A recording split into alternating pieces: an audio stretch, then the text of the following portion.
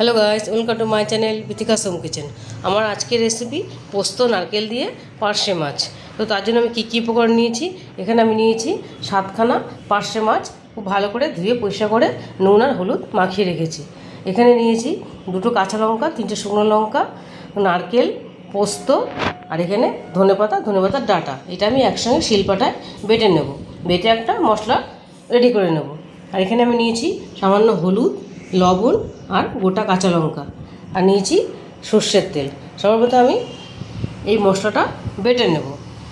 সব মশলাগুলো আমি শিলপাটায় নিয়ে নিয়েছি, আমি খুব ভালো করে এবার বেটে নেব মশলাটা। আমি গ্যাসে একটা কড়াই বসিয়ে দিয়েছিলাম, কড়াইটা আমার গরম হয়ে গেছে, গ্যাসটা আমি জ্বালিয়ে দিয়েছিলাম। এবার আমি এর মধ্যে সর্ষের তেল দিয়ে দেবো, মাছ ভাজার জন্য তেল দিয়ে দেবো।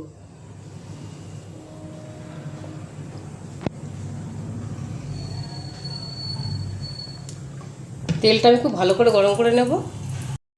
তেলটা আমার খুব ভালো করে গরম হয়ে গেছে, এবার আমি মধ্যে এক একে মাছগুলো ছেড়ে দেবো।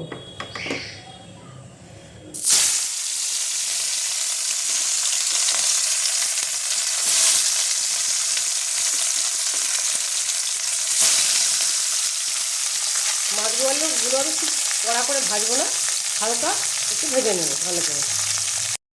তখন মাছগুলো আমার ভাজা হয়ে গেছে, আমি এরকমভাবে ভেজেছি। এই মাছগুলো আমি তুলে নেব, এটা একটা আমি সব মাছ ভেজে নেব। মাছগুলো আমি ভেজে তুলে নিয়েছি। আমি আর তেল দিইনি, ওই তেলেই আমি রান্নাটা করব। আমি দেখো ফোড়নটা তোমাদের মিস করে গেছিলাম, কাঁচা লঙ্কা একটা আমি নিয়েছি, ফাটিয়ে দিয়েছি কাঁচা লঙ্কাটা, কালো জিরে আমি ফোড়ন দিয়ে দেবো।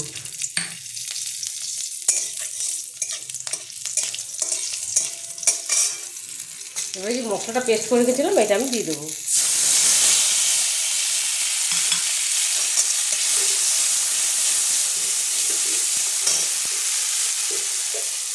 শিলপাটা ধোয়া জলটা দিয়ে দিলাম।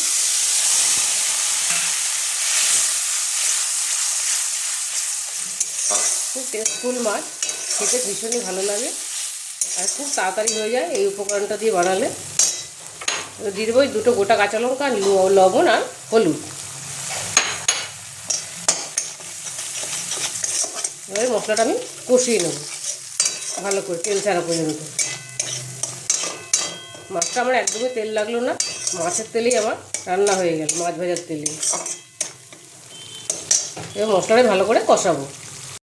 মশলাটা আমার কষা হয়ে গেছে, তেল ছেড়ে দিয়েছি। এবার আমি এর মধ্যে জল দিয়ে দেবো পরিমাণ মতো।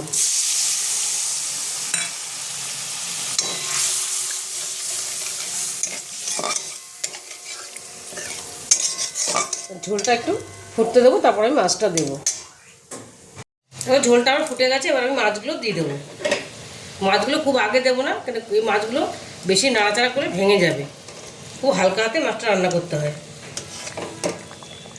মাছটা দিয়ে দিলাম, মাছটা আমি একটুখানি ফুটিয়ে নেব। দেখো মাছটা আমার হয়ে গেছে, আমি একবার উল্টে দিয়েছিলাম। আমি খুব বেশি মাখা করবো না, একটুখানি ঝোল ঝোল রাখবো আমি। মাছটা আমার পুরোপুরি রেডি হয়ে গেছে, এবার আমি গ্যাসটা বন্ধ করে দেবো।